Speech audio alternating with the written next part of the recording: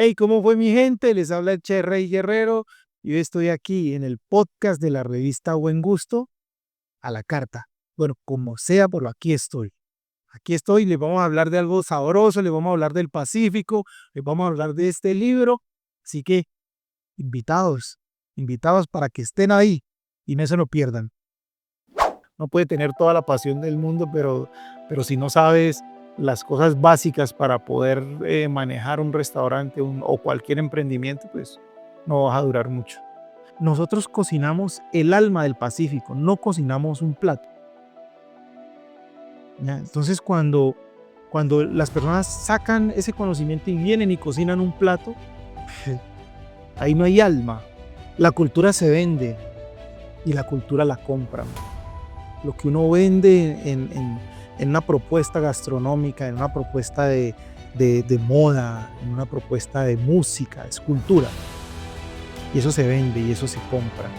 Y cuando uno le da una altura, pero una altura a lo que está vendiendo, ahí comienza a volverse negocio. No puedo vender mi cultura con pobreza, no la puedo vender con pobreza.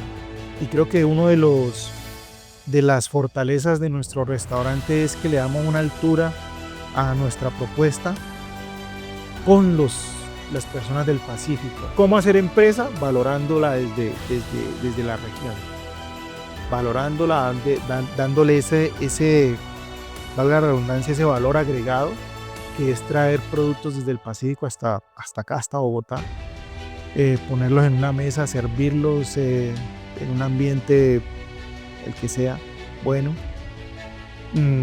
Pero de esa manera comienzo a generar empresa y la compran porque estoy ofreciendo algo real, no estoy ofreciendo algo que fui aprendí allá y entonces vengo y acá lo modifico de una manera y hago humo de langosta y esas maricadas, no. Esto es A la Carta Podcast, un espacio donde servimos historias de empresarios gastronómicos que marcan la diferencia y conocemos las decisiones que han tomado para escalar sus negocios al siguiente nivel. Rey Guerrero, qué gusto tenerte en A la Carta. Gracias por aceptar esta invitación. No, muchísimas gracias a ti por la invitación y bueno, esto va a ser una charla chévere. Sí, queremos conocer, obviamente, todo este tema cultural asociado a la gastronomía del Pacífico, que es a lo que tú te has dedicado por tantos años, pero también queremos conocer esa faceta de empresario, que no es nada fácil, emprender en gastronomía en Colombia y queremos conocer como todo esto. Y para empezar, quisiera preguntarte, ¿en qué estás ahora? Bueno, yo ahorita estoy pues, con mi restaurante. Estoy con mi restaurante. El restaurante se ha convertido como el centro de muchas cosas. El centro donde nosotros focalizamos muchísimas cosas que nos llegan. Estoy investigando la gastronomía afro-latinoamericana. Entonces, hemos viajado por diferentes países, 5 países, documentando los diferentes platos que unen la diáspora africana con América. Eso lo estamos haciendo ahorita, un proyecto muy bonito. Y terminé mi libro autobiográfico, podría decirse así, un libro que recoge mucha,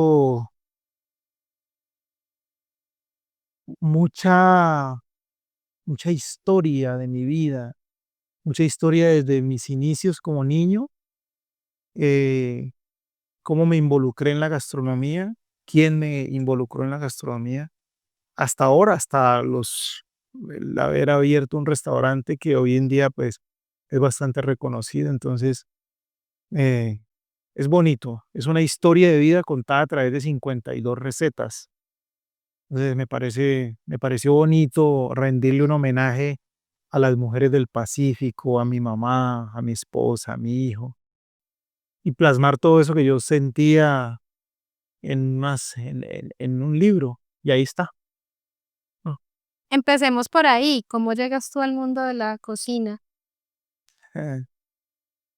Mm, pues llego, casi todos los cocineros decimos que la influencia fue nuestra mamá o nuestras abuelas y las tías, o casi siempre es la familia la que lo induce a uno a seguir un camino como este.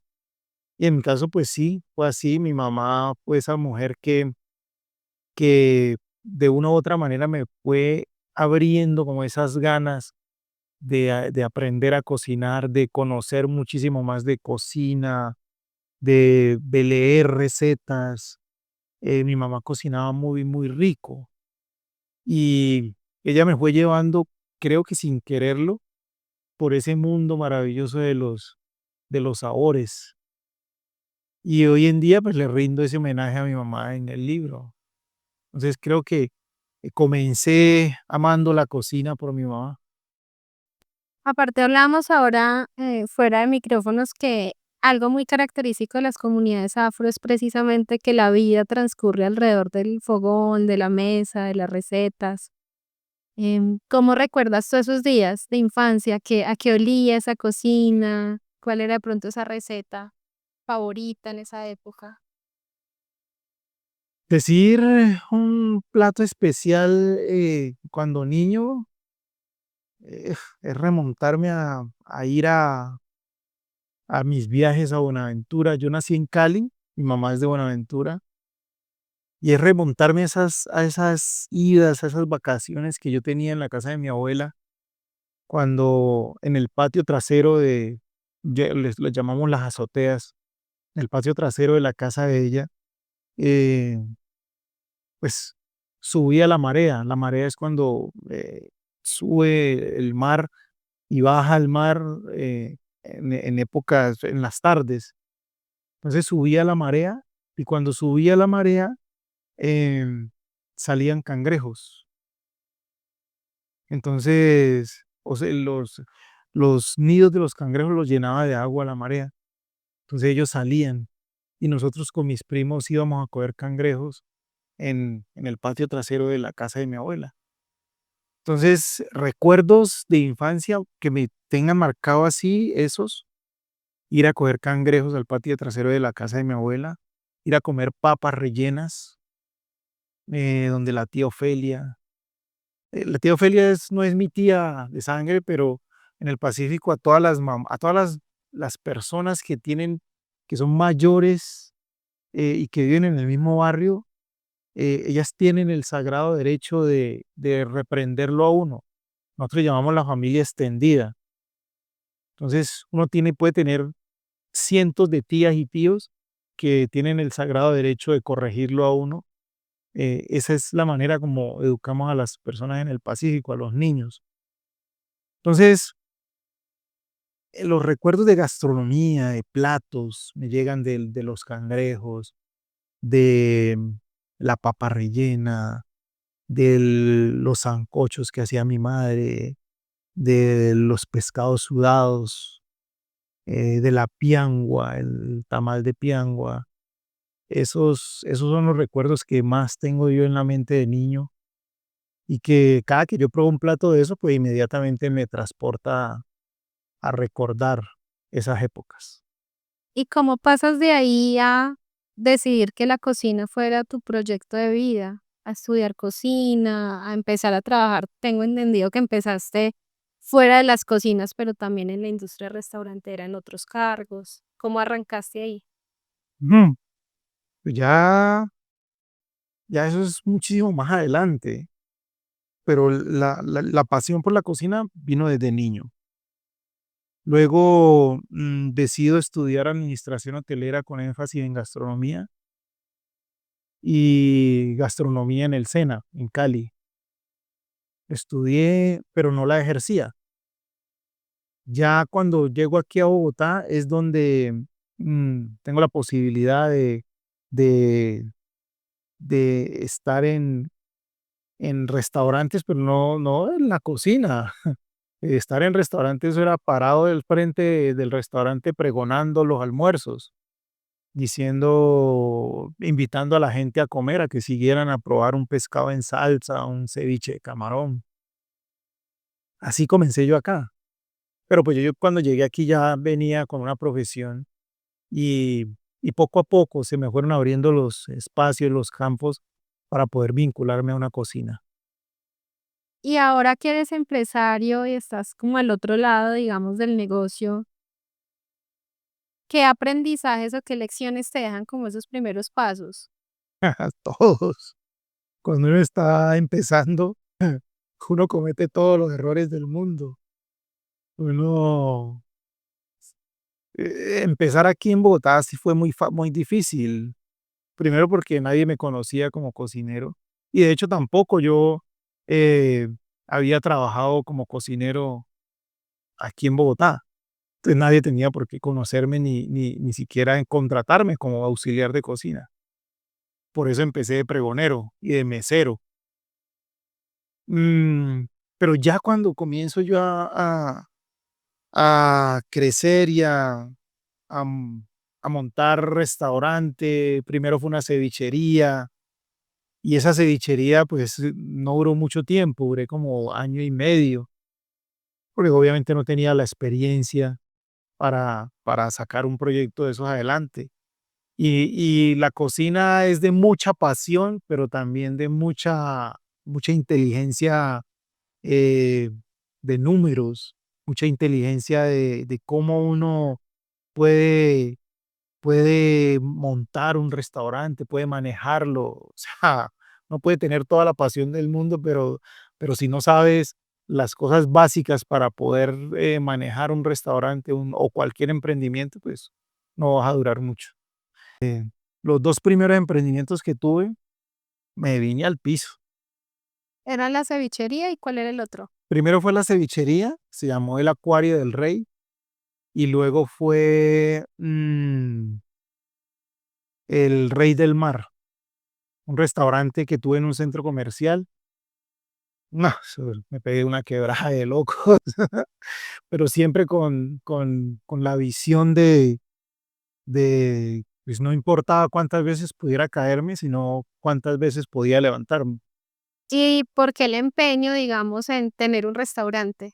¿Qué tenía ese proyecto que a ti te movía tanto? Mira que, eh, pequeño vi un programa, una novela, y esa novela me gustó muchísimo porque el protagonista tenía un restaurante, y a mí me llamaba mucho la atención los restaurantes. Y también veía muchos programas de cocina, Cocina con Segundo, en la Saúl en la olla, veía otro que de un chef peruano cocinando con Don Pedrito. Entonces, esas cocinadas y esos programas me abrieron un mundo donde yo decía: "No, yo también quiero hacer eso", y yo tenía 12 años, yo quiero hacer eso. Entonces, nunca se me cambió ese pensamiento. Siempre lo tuve ahí y pues hoy en día Es una realidad. es una realidad, una gran realidad. Y en 2010 abres Rey Guerrero. Sí, en 2010 ya había pasado por diferentes restaurantes, quiebras, muchas experiencias negativas. Y en el 2010, con mi esposa, mm, decidimos comprar un restaurante que estaba en funcionamiento, que era una pescadería, pero esa pescadería no tenía alma, no tenía alma, entonces era solamente una pescadería, preparaban platos, comida rica, sí, pero le faltaba ese algo que atrajeran. Y con muchísimo esfuerzo el dueño me la ofreció, le dije a mi esposa, doña Bella: "Mami, mira, están vendiendo esto", y ¿cómo así? ¿Tú cómo? Ni siquiera tenemos para un restaurante de garaje, ahora tremendo restaurante, pero yo quería tenerlo. Y nos pegamos la endeudada del siglo, pero una cosa loca. Y ahí, hasta el día de hoy estamos ahí en ese restaurante. Y esa identidad que le imprimiste fue precisamente la cocina del Pacífico. Claro, siempre a mí me llamó, desde pequeño me ha gustado mi cultura. Yo he sido como una persona que ha sido muy, yo no sé si han sido los orichas, cuando hablo de orichas, son los dioses del panteón Yoruba. El panteón Yoruba es la religión africana que trajeron nuestros ancestros cuando fueron secuestrados de África y esclavizados. Algunos de los que venían de diferentes países de África eh, trajeron sus conocimientos, obviamente, entre ellos la religiosidad. Y a mí siempre me llamó la atención esa religiosidad. Entonces, desde pequeño eso me fue como guiando, era como mi destino. Entonces, yo hacía algunas cosas, pero la religiosidad me llevaba por el camino que era. En la religiosidad dicen que uno nace con un destino y ese destino solamente uno tiene que encontrarlo o alguien tiene que ayudárselo a encontrar para uno seguirlo. Y así era. Entonces, los santos me decían a mí, tienes que cocinar, tienes que montar un restaurante. Si te gusta, tienes que montarlo. Y así fue. Entonces, desde muchacho quería montar un restaurante, quería tener un restaurante. Y cuando se me dio la oportunidad, pues yo soy del Pacífico, soy una persona afro. Lo que quiero hacer es mostrar mi gastronomía y eso he hecho. Y en ese momento, ¿qué tan conocida era la cocina del Pacífico en Bogotá? Era conocida en otros escenarios. Era conocida como siempre han tenido el Pacífico por lo bajo. Al Pacífico colombiano lo han mirado desde una mirada de pobreza, lo han mirado desde una mirada colonialista.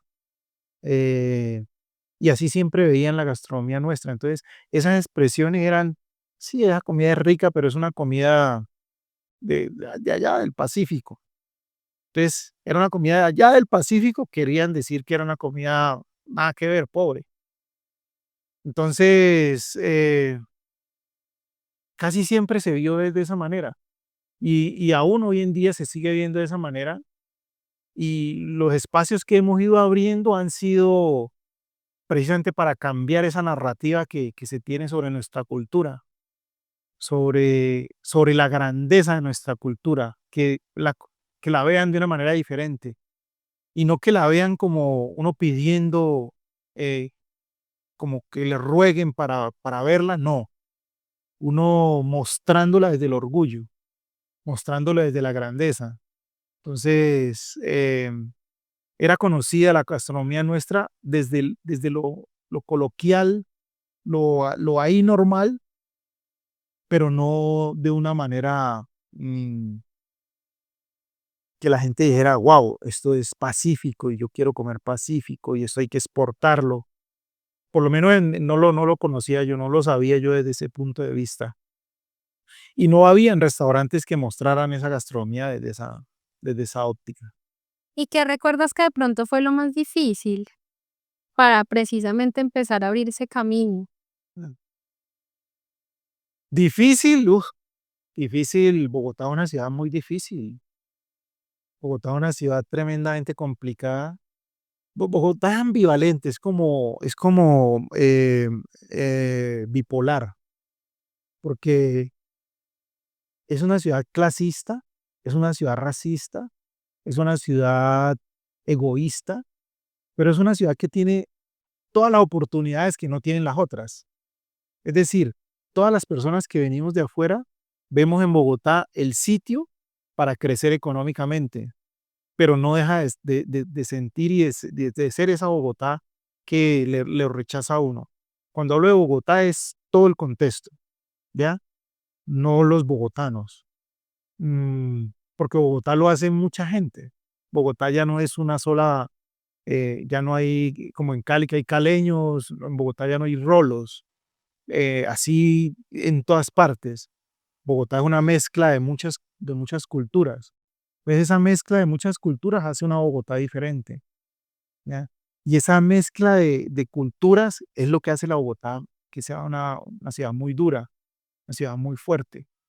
Y obviamente aquí uno se encuentra con muchísimos sentimientos, racismo, exclusión, eh, tantas cosas, pero también eso positivo que es donde uno puede crecer, donde uno puede amar, donde uno puede formarse y tener carácter. Ya que tocas ese tema del racismo, hablamos también ahora como de de esa apropiación cultural que de pronto se ha hecho también, no solo de la cultura afro, sino también de otras, de la campesina, de la indígena.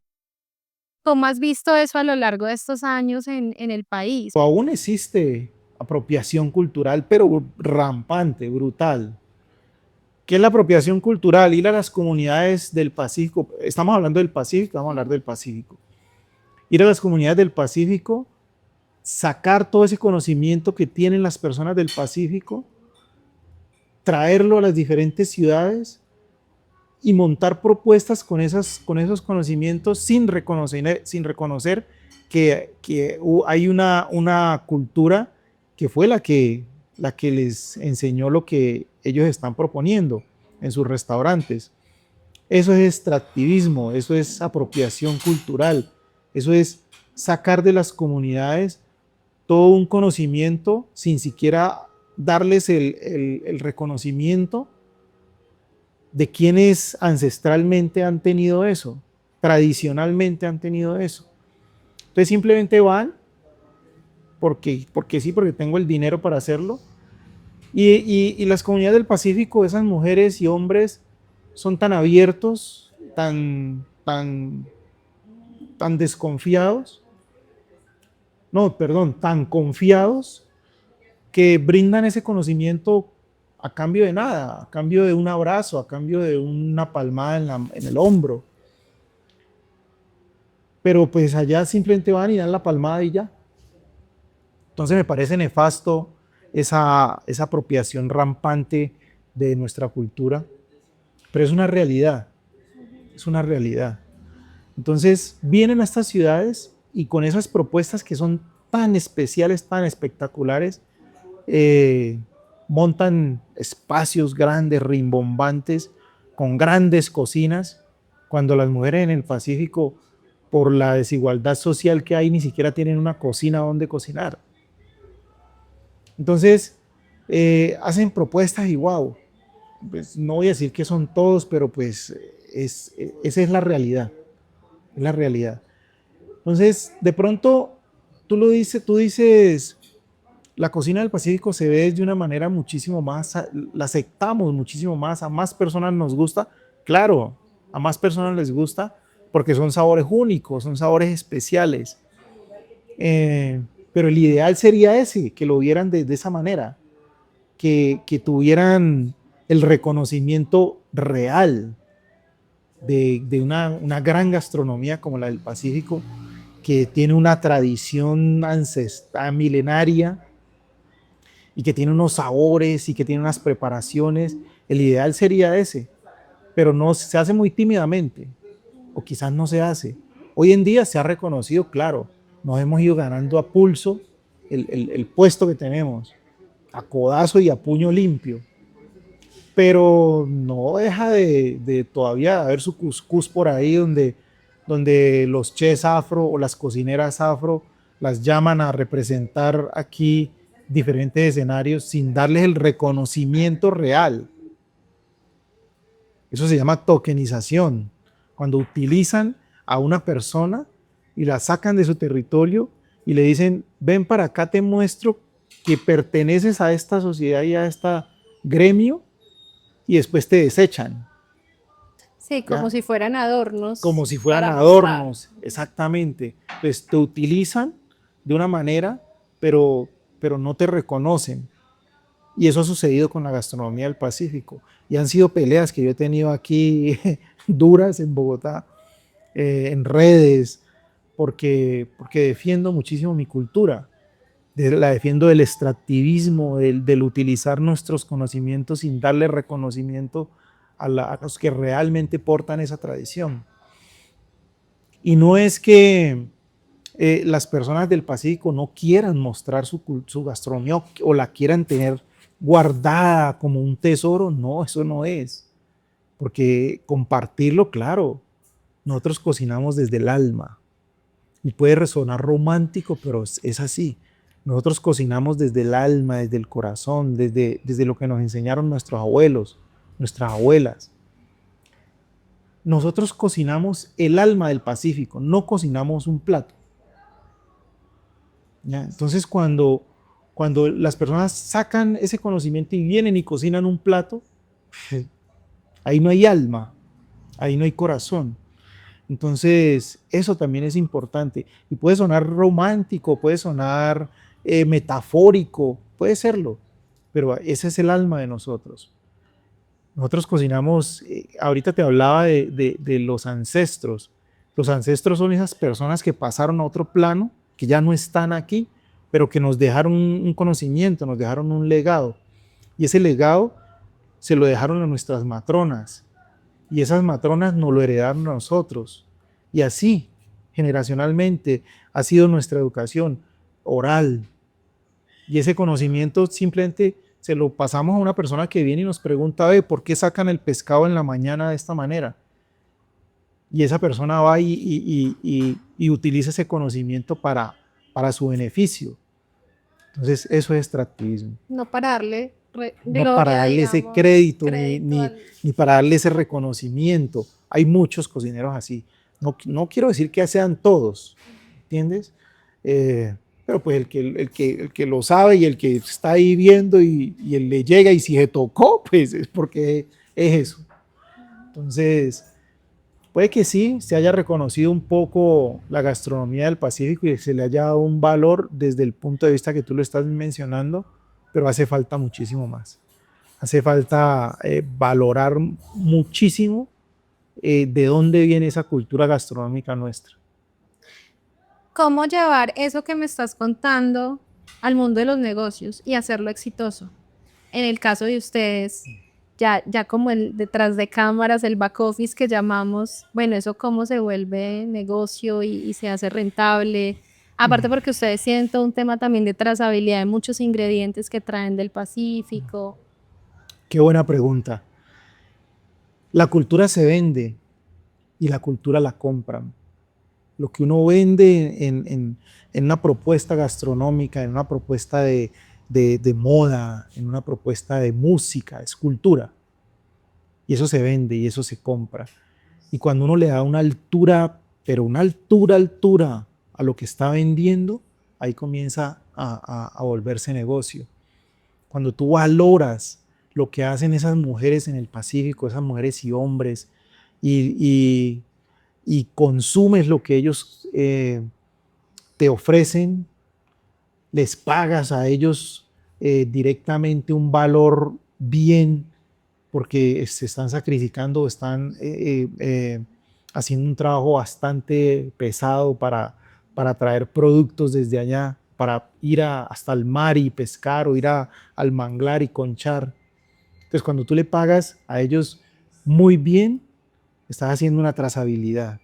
Pero cuando le pagas a ellos muy bien, vienes acá y vendes eso, lo vendes así altísimo y le pones un valor económico.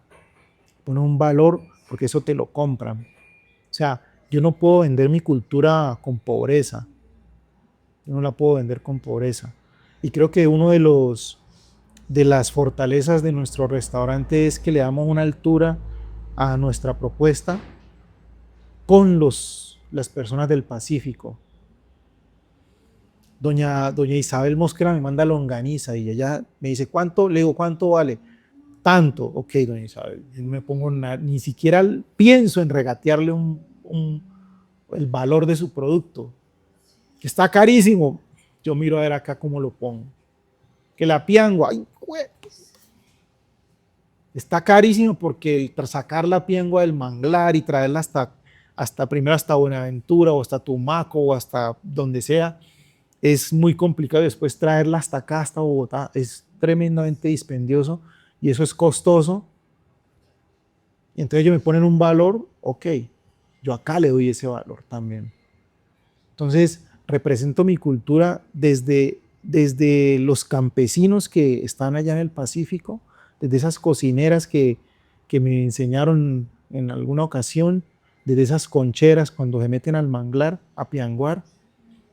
Represento el Pacífico de esa manera y le doy el valor acá grandísimo. Pongo en valor esos conocimientos y la llevo a diferentes escenarios del mundo. Afortunadamente he tenido la posibilidad de viajar a muchos países mostrando la gastronomía colombiana. Y ahí uno se da cuenta que allá afuera valoran 100 veces más sus productos y sus preparaciones y sus platos de lo que lo valoran acá. Pero no me doy por vencido aquí, sigo mi restaurante, pues va gente y dicen que es muy costoso, no, simplemente va la gente que valora realmente consumir productos de la región. Entonces, ¿cómo hacer empresa? Valorándola desde la región, valorándola, dándole valga la redundancia, ese valor agregado, que es traer productos desde el Pacífico hasta acá, hasta Bogotá, ponerlos en una mesa, servirlos en un ambiente, el que sea, bueno. Pero de esa manera comienzo a generar empresa. Y la compran, porque estoy ofreciendo algo real. No estoy ofreciendo algo que fui, aprendí allá y entonces vengo y acá lo modifico de una manera y hago humo de langosta y esas maricadas, no. No. Creo que esa pregunta va en ese sentido. Hacer empresa valorando desde el territorio, tanto a los campesinos, tanto a las personas de allá, como las preparaciones. ¿Crees que de pronto hacen falta más empresas gastronómicas de cocinas regionales?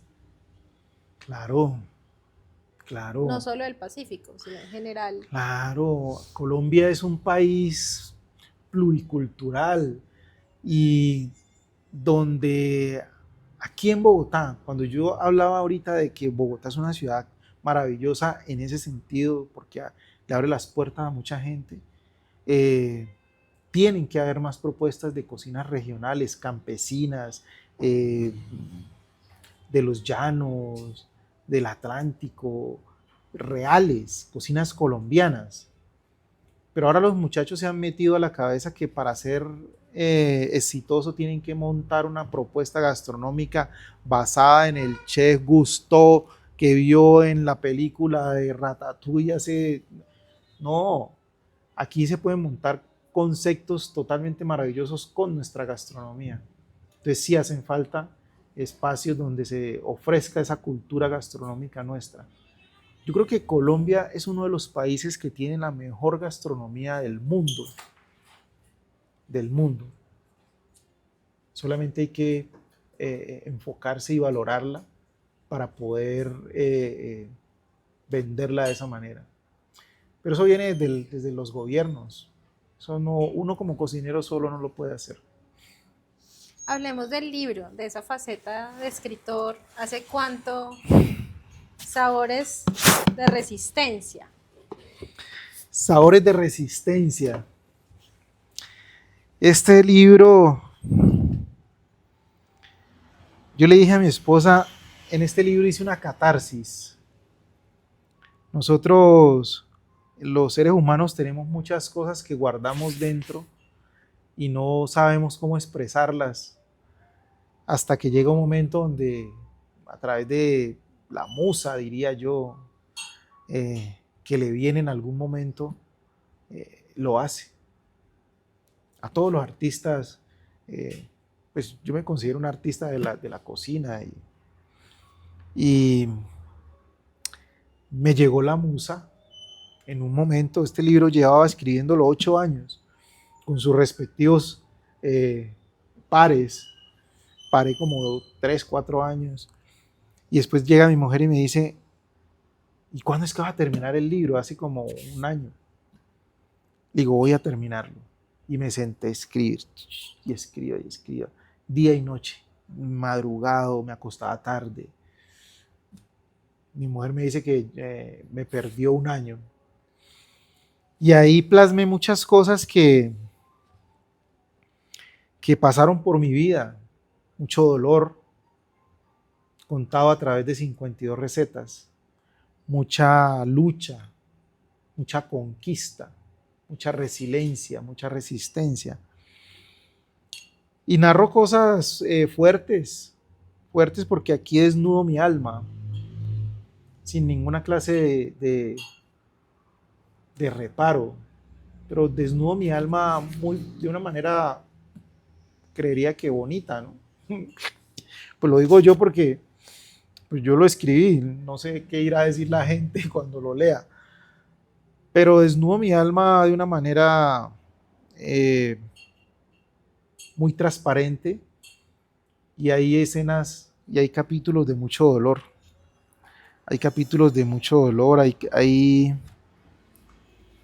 situaciones bastante complicadas, pero todo son narradas a través de recetas.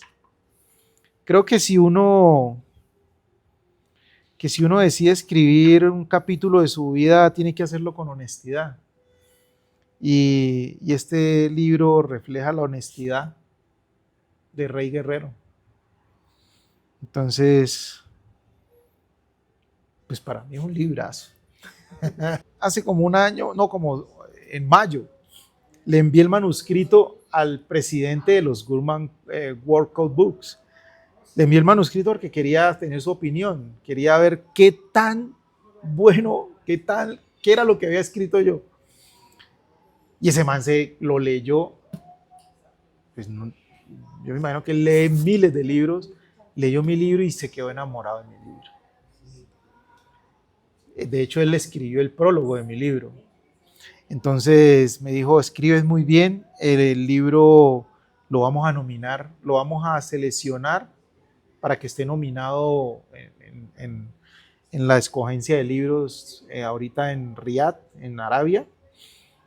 Y pasó el tiempo y me llega una carta donde me dice, eres finalista de los Gurman World Code Books Award como mejor libro de literatura gastronómica afroamericana del mundo. Wow. Yo me atraganté y le dije a mi mujer llorando, le dije, mami, mira. Y entonces, bueno, quedamos finalistas. Entonces eso nos tiene muy contentos. A mí me tiene muy contento porque eh, nunca pensé que el plasmar mi sentimiento aquí en unas hojas iba a generar tanta empatía. Entonces a estas personas en Francia, porque eso es en Francia, les generó muchísima empatía el libro. Dicen que es una obra que merece muchísimo reconocimiento. Y pues yo estoy más feliz que, no, imagínate. Claro. ¿Qué crees que te diría ese niño de 12 años que veía programas de cocina? Se sentaría al frente mío y me diría, ¿lo lograste? Hay que perseverar. Nunca te retiste. Trey, pues fue un gusto tenerte a la cargo. Muchas gracias.